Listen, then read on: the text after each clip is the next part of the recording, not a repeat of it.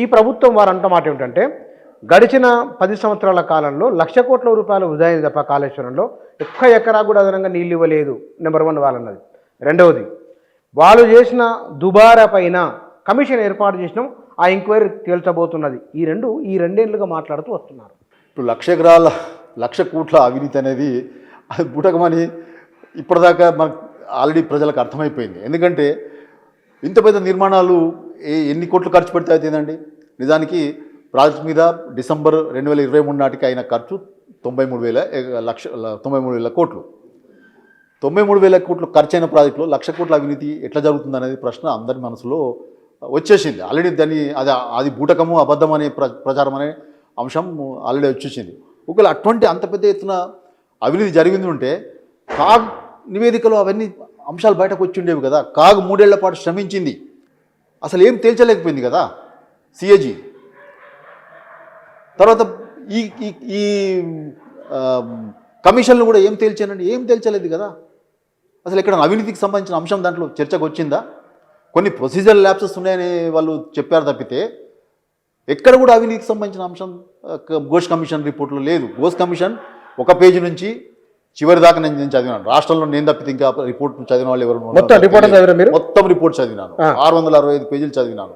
ఎక్కడ కూడా ఈ అవినీతికి సంబంధించిన అంశం అతను డిస్కస్ చేయలేదు.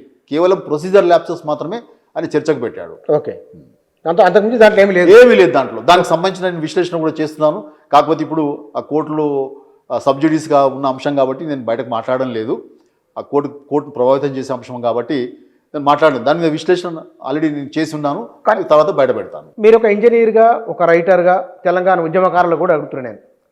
రాజకీయ నాయకులు సాధారణంగా ఇరిగేషన్ రంగం పైన మన దగ్గర ఎక్కువగా మాట్లాడుతున్న ఎందువల్ల, ఏ కారణం వల్ల, with the same time current కూడా, ఈ రెండింటి పైన అవే మనకు మన రాష్ట్ర అభివృద్ధికి ప్రధానమైన అంశాలు కాబట్టి వాటి మీద ఎక్కువ మాట్లాడారు. వాటి మీద ఎక్కువ ఇన్వెస్ట్మెంట్ జరిగింది.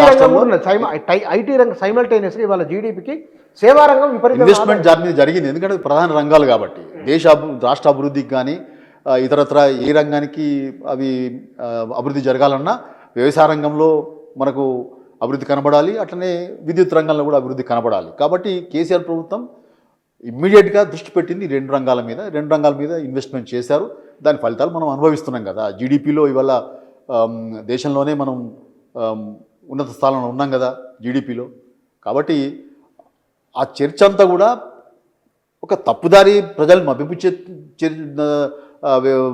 దారిలో జరిగింది తప్ప యాక్చువల్గా జరిగిన విషయాల మీద ప్రజలకి వాళ్ళు చెప్పిన సంగతి లేదు.